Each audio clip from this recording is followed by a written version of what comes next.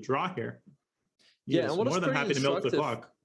what is pretty instructive about it is that very often when you have two minor pieces against the rooks, you want to indeed keep one rook on the board.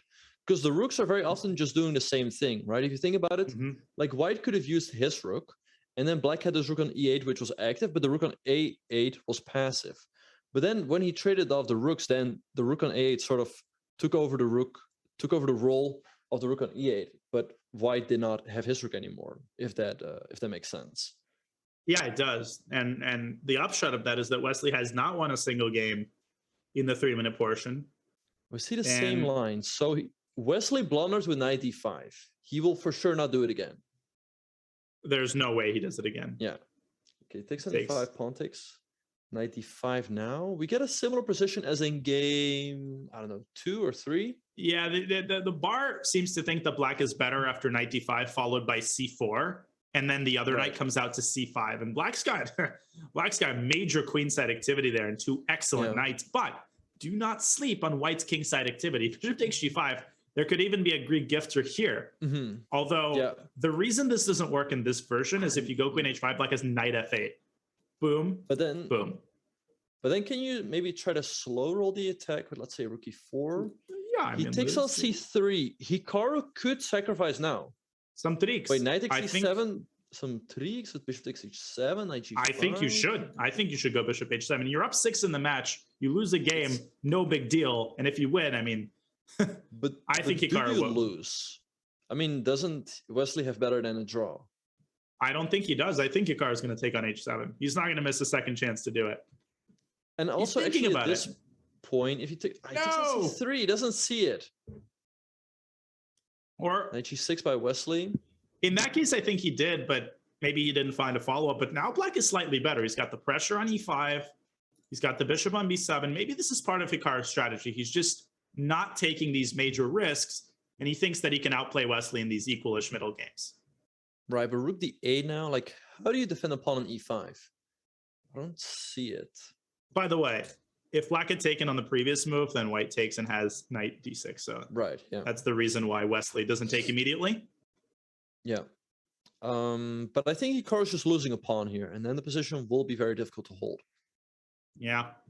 Must win. Must win for Wesley. 22 minutes remaining on the clock in the 3-minute segment. Like I said, I mean, I think 2-point lead is undoable here, but maybe 4 or 3 at least gives him a fighting chance in the bullet. Yeah. No, he has to win this game, then win the next one with the white pieces. No, but he's not going to win this game. Rook takes c5, and Hikaru is going to hold this endgame pretty handily, I think. Right, yeah.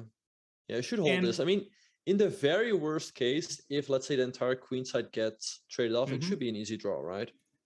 I think in a very instructive point for a lot of people, these pawns are actually really good in many cases. In a, if you think about a 3-on-4 endgame, what I like to compare it to is a bumper on a car. Like, a bumper is not supposed to look pretty, but these pawns, they hold everything together, and most importantly, they can be defended by the king all at the same time, which makes it so hard for black to make any progress. As Wesley doubles on the second rank, but what does that give him? Yeah, it trades off the c3 pawn for the a pawn, but I don't know who that favors. I mean, he can try to go now after the a pawn. Well, let's say rook a2. Oh, it's actually Hikaru's move. Rook a7 is chosen. Well, he can go rook a2 now. And I think he will. But then you don't really try to go rook a3, because then there will be always rook b1. If you take, there will always be rook b8 and rook takes f7. So but he's swinging his rook to g5. Hikaru says Hikaru's abandoning his pawns. He wants to push that a pawn, and if black is not careful, black could lose this game. That is a tricky move. Maybe missed by Hikaru. Rook g5. Okay, you can take an f3, but still a5. No, but I think Hikaru's side. I think he's just banking on his a pawn, because you can't get behind it now. Right. Yeah. How do you stop this pawn? And if rook f5, then rook a2, that's a nice move. If a6, he wants to go rook a5. Yeah, I like that move a lot. So I think a6 would be a mistake by Hikaru, because if Wesley, like, let's say you allow a6, rook a5, that endgame could easily be lost, because black now has a 4 versus 2 majority on the king side.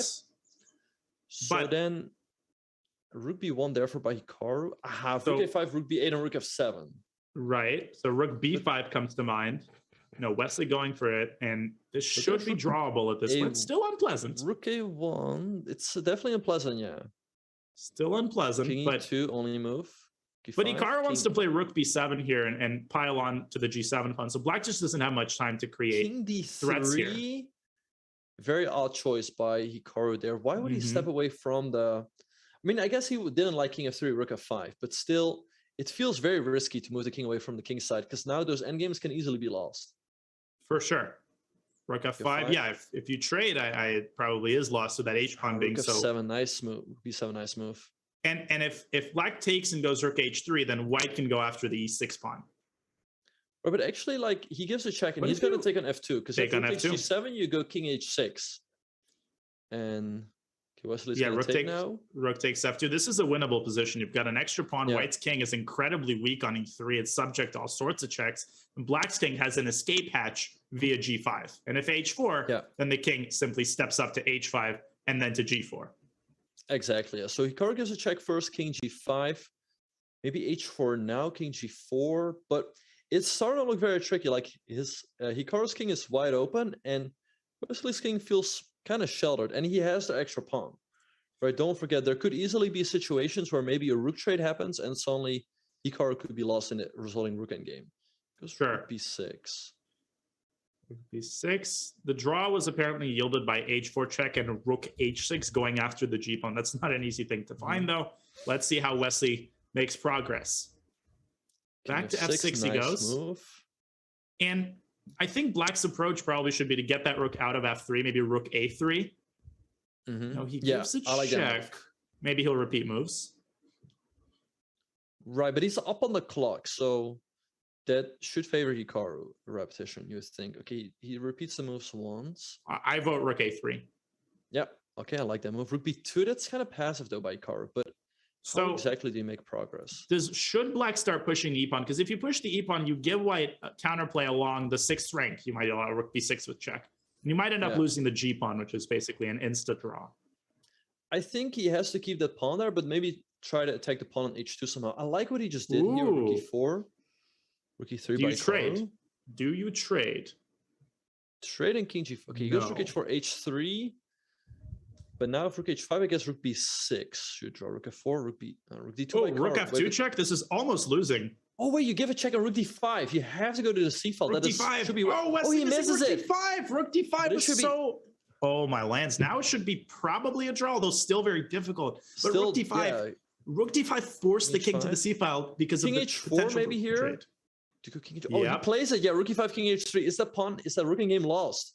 Now does he play e4? No, he pushes the g pawn. Now he pushes the e pawn. This should be winning. Rook f3. Rook f3. Rook f3. Rook f3. It's winning. Yeah, and Wesley's going to win. Yep, and we'll bring it back to 5 points. In terms of a miracle comeback, this was an absolute must-win. And guess what? Wesley will have the white pieces in the next game. He's got to continue delivering with 20 minutes, or 16 minutes rather, remaining in the 7. This is the Lucina position. HIkaru's going to milk the clock a little bit here.